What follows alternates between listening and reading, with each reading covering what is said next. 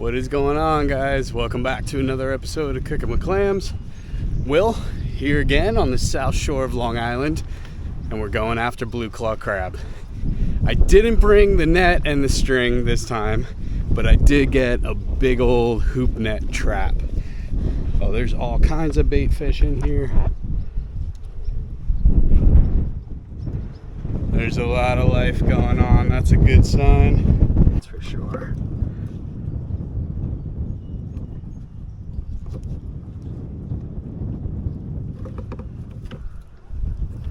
On the outside,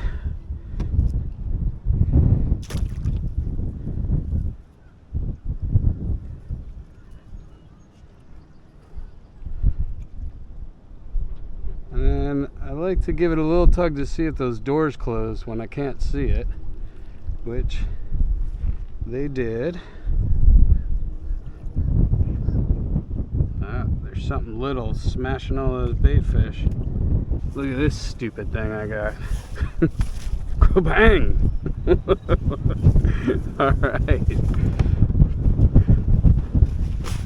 Now, I'm actually going to put some cat food in there as well. So we'll do chicken and some cat food.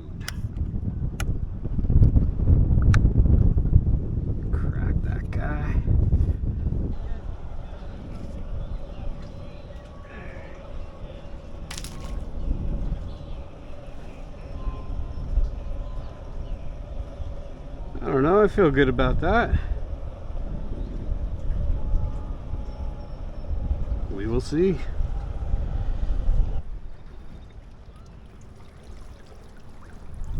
Yeah, we got a teeny tiny one.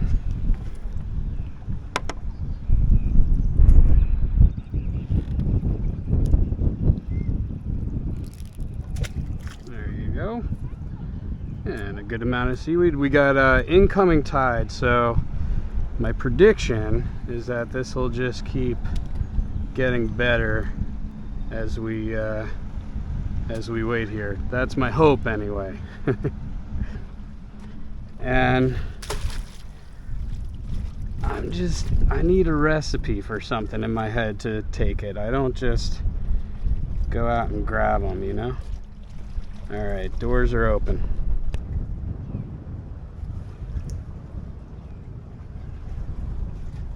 Yeah, got a lot of bait fish in there.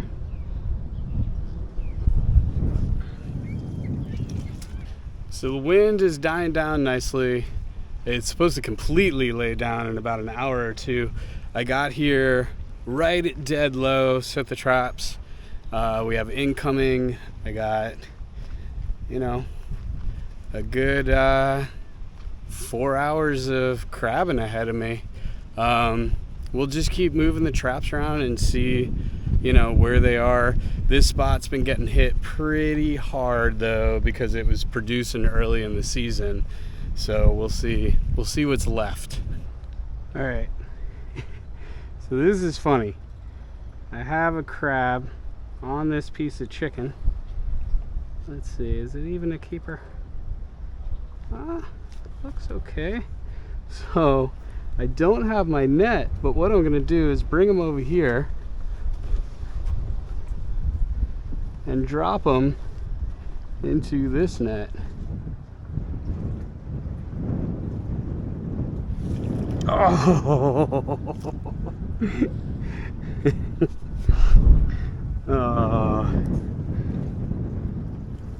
that's too funny. All right, we got our first keeper. There we go. Now,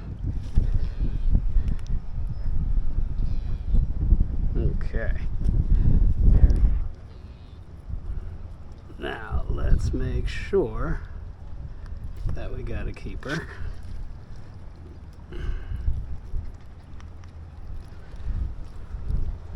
Oh, I see the issue with this net already. He is going to rip that to shreds.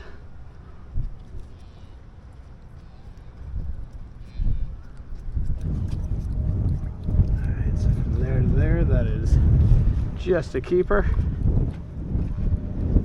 I know last time I blocked the view, but it is from screw to screw. We're looking good. We got one. We got one. All right, tide started moving, and we're getting some life here. Let's see. That one's a maybe. That one is a maybe.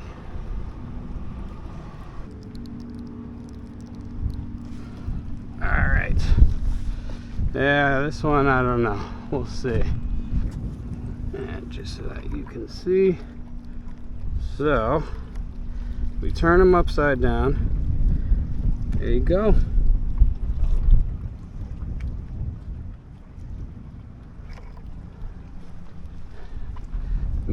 Made it to the party. Might have another. Looks a little bit small. Looks a little small. Okay. Yeah, that's gonna be too small, right? Oh yeah. One more here. Let's see. Looks pretty small. Forgot I had these.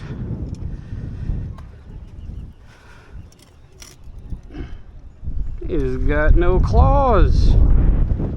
How are you even eating? Well, with no claws, I got nothing really to worry about. Didn't come off in here. No. Huh. Alright, so does he make the cut? And no. So new location. We're gonna see what we can pick off here. I got those two keepers with me. I actually see one. I'm not even kidding you. Okay, we're gonna get the traps down right now. Should be just as good here. See, for me, the fish and everything is a bycatch. Being outside and walking around, whether I'm mushroom foraging, fishing, crabbing, whatever it is, it's about the adventure of being outside and finding new spots. So we're gonna give these about 10 more minutes and then pull them up and see, and maybe we'll move along the docks here and see if anything comes up. Nothing. It keeps feeling heavy, but oh, we got one. We got one. I'm also stuck under the deck. Okay. Alright.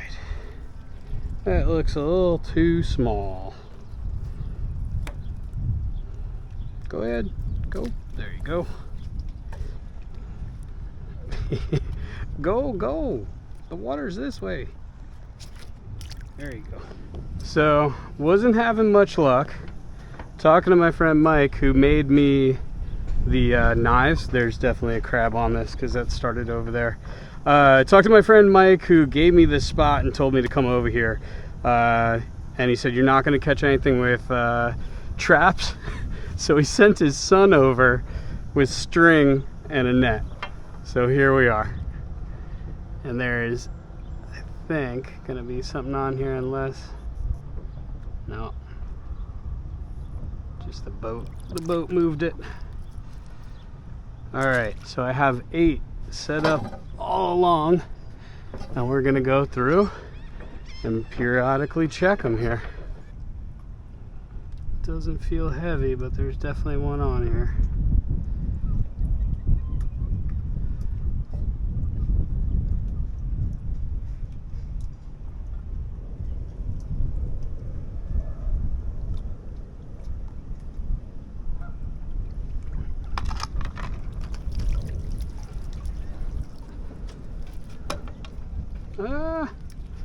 He might be. Let's give him a measure. He's not. All right.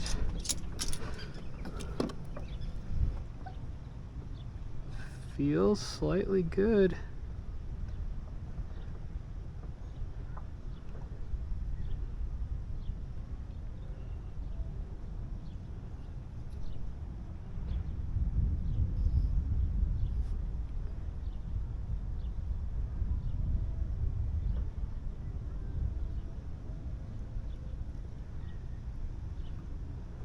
Looks slightly good.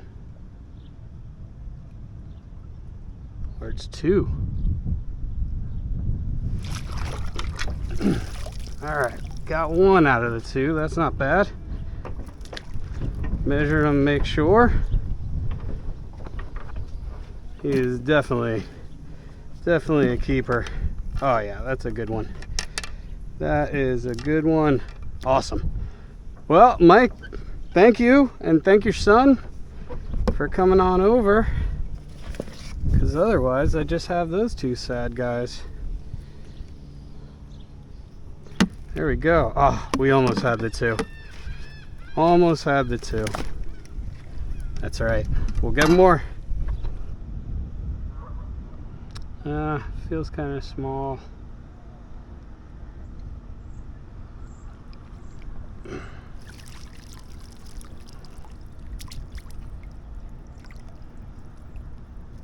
Nah, he's way too small.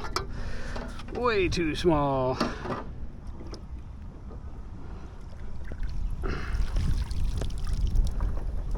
That's a keeper.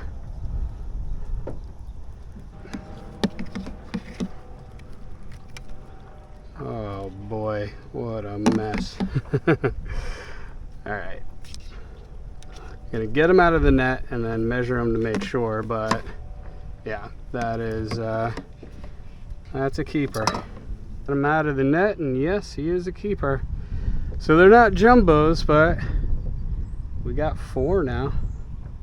And they're not soft shell, which is good. But yeah, we're doing all right. Super small. Super small.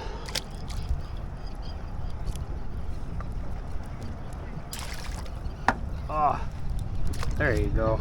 We're gonna head north now, and we're gonna go get some invasive green crabs, which unfortunately are much easier to catch. So we'll go up there, we'll throw the trap a couple of times, and hopefully we come up with about 10 of those.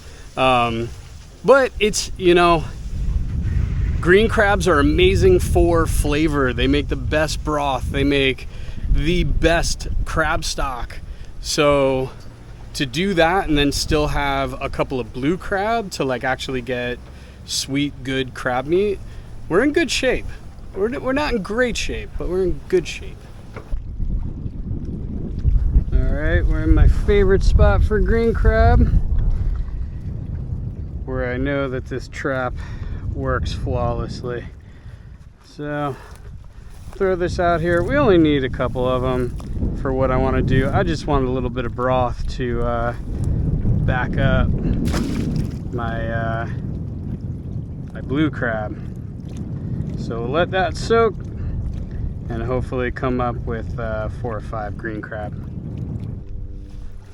All right, get my cooler open just in case there's some small ones that might fall through. They'll fall right into the cooler there.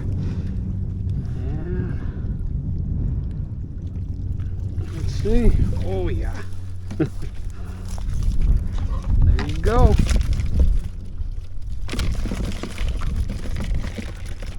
All right, we're gonna go one more time, try to get some more.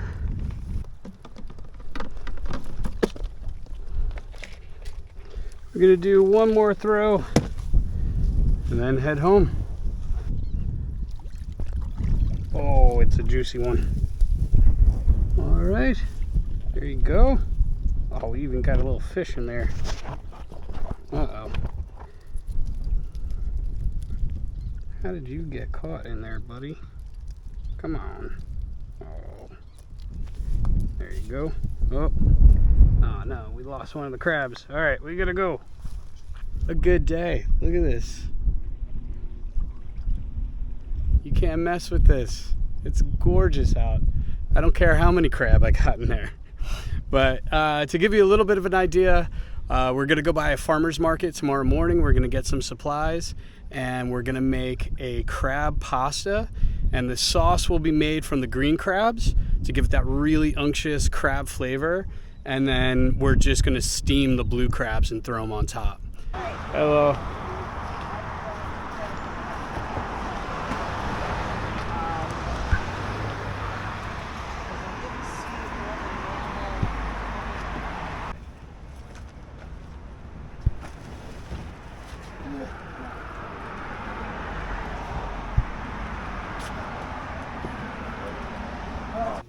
So I want to extract as much flavor from the green crab as possible. So we're going to make a quick stock. I have this up to medium heat, and I'm going to dispatch these guys by cutting them directly in half. So if you don't want to watch this, fast forward.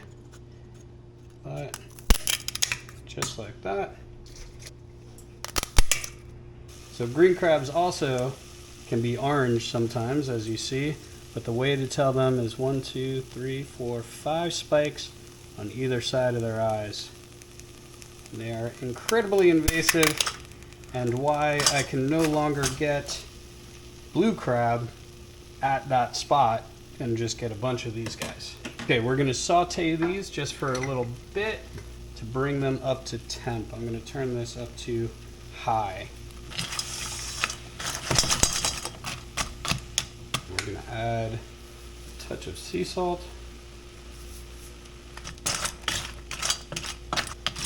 Once all the shells turn red like that, I'm going to add a little bit of mirin, which is Japanese cooking wine. You could use white wine, you could use just vinegar, or you could just use water. But I want a little bit of tang to it, a little bit of acidity. I have seasoned mirin. You don't have to use that. You can just use regular cooking wine.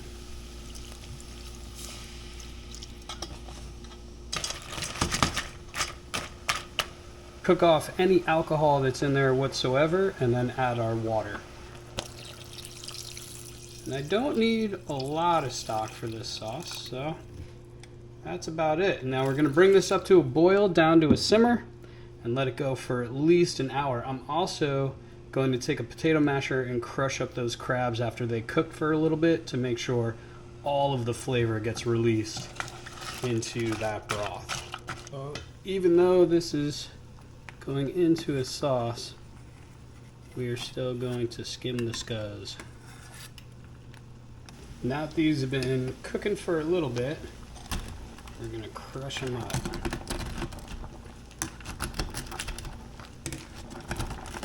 So I have this simmering on low, and I'm going to reduce it maybe about by 1/3.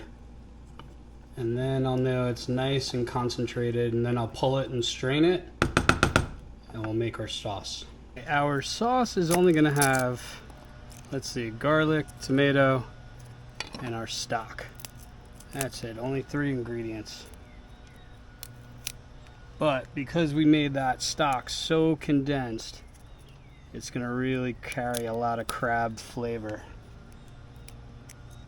So I'm just going to slice my garlic super thin.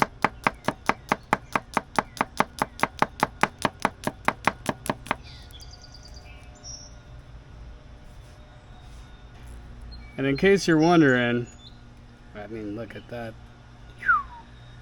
Super thin. These are the knives that Mike, who sent over the net, made me. I'll put his info down below. Alright, so all of these we're just going to cut in half because, and I know you can do the thing where you hold them all together, but we're going to do it this way, painstakingly, one at a time. That's another way to test the sharpness of a knife, is try to cut a tomato. And if it slices right through like that, that's a sharp knife.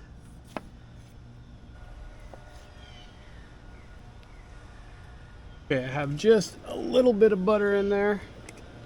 I'll go a little dash of olive oil and put our garlic in right away.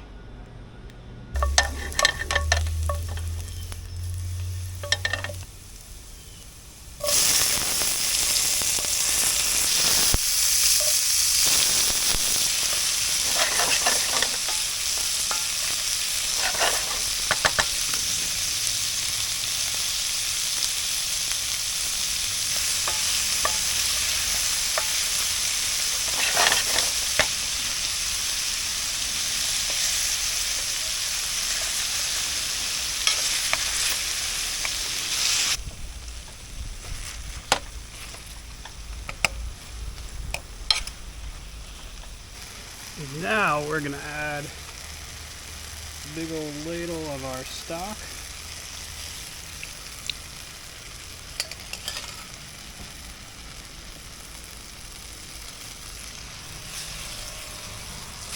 And we're gonna let that cook down a little bit here.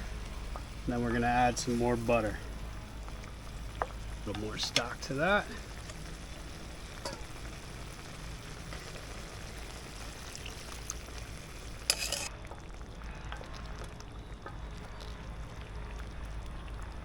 Let that cook down.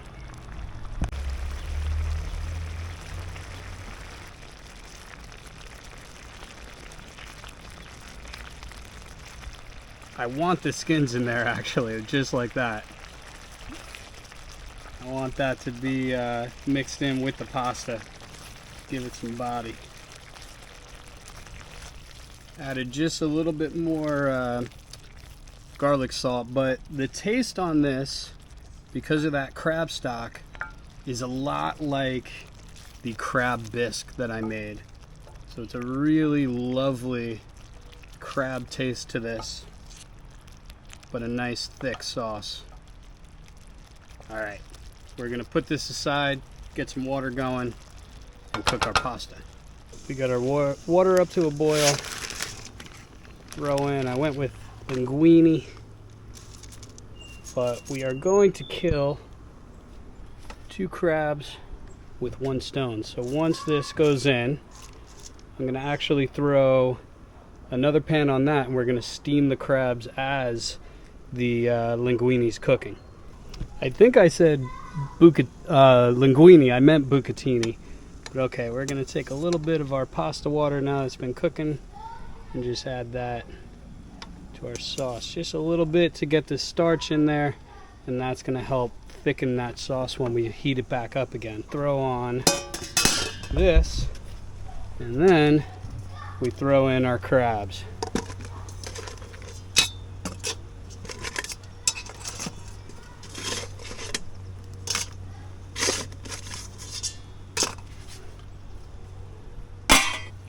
So by letting the pasta go a little bit and then adding the crabs, the hope is they will both be done at the same time, because those crabs are small. They're only going to take about 7 minutes. If you guys can hear, there's kids in the pool next door. I'll take that over barking dogs and yard work any day of the week. All right, crabs are ready. Pasta needs probably about another minute. But these guys, oh.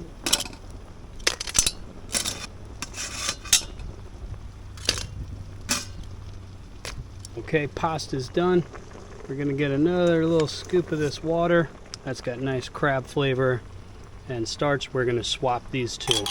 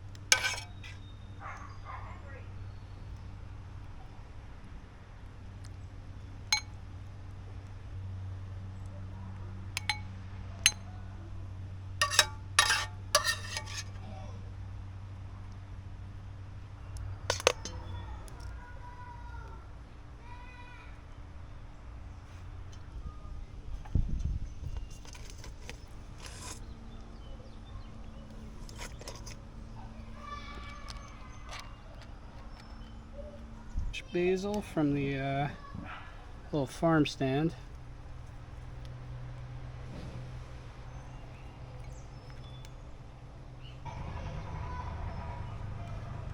And this is just Espelette. My friend Melissa was in France and brought this back for me. And it's a little bit, not too spicy, but just a touch spicy pepper. There you go, guys.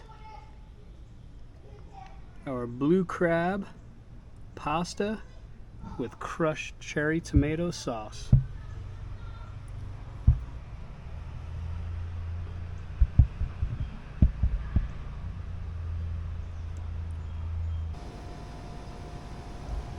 You guys know Mama Clams? Hi, everybody.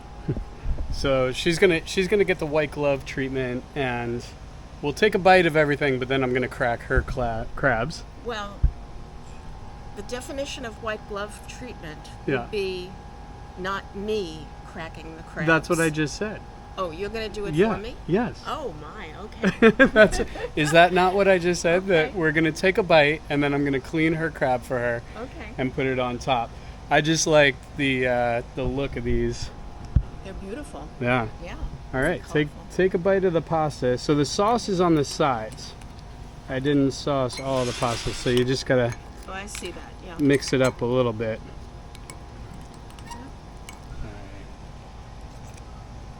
Now, what kind of pasta is this? Because it looks very thick. Bucatini. Bucatini. I don't Mhm. think I've ever had that. And then the sauce is just cherry tomatoes, crab stock, and garlic. And that's it. Should have a lot of crab flavor in it. I was just going to say it's not overpowering. No. Very pleasant. Yeah, delicious. So this is what I meant by fortifying the meal and stretching out, because we only got 4 blue crab.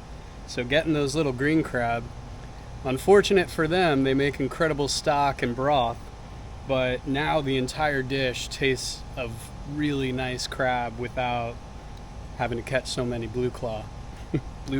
I know you guys get on me for that.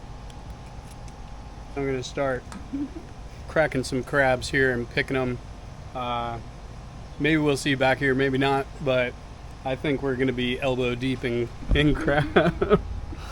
We're gonna be elbow deep in crab, so I don't see coming back to this, but you guys know blue crab's delicious. I don't even need to crack one.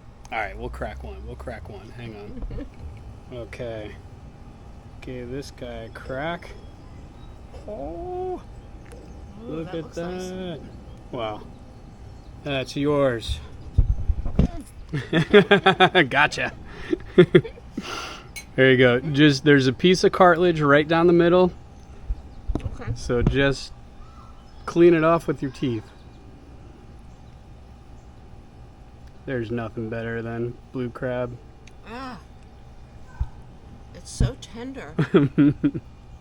Oh, that's delicious. There's a little bit of red pepper on top. So that's the Okay. and but it's not that you'll just overwhelming. get. No, not at all. It just gets on your fingers. It's like when they put Old Bay and it's not really in the crab meat, it just kind of is on your fingers. Well, all right, guys. Now I'm going to dig in and clean these crabs. Thanks for coming along on this adventure. A little bit of redemption. Like I said, early on in the season, we still got a lot to go. Hopefully I can get some bigger blue crab, but I'm not too upset with what I have here. All right, guys. I will see you on the next one. And thank you very much for watching. I'm delighted that he's here, home with me. I look forward to his visits, and especially when he cooks. There you go. See you guys.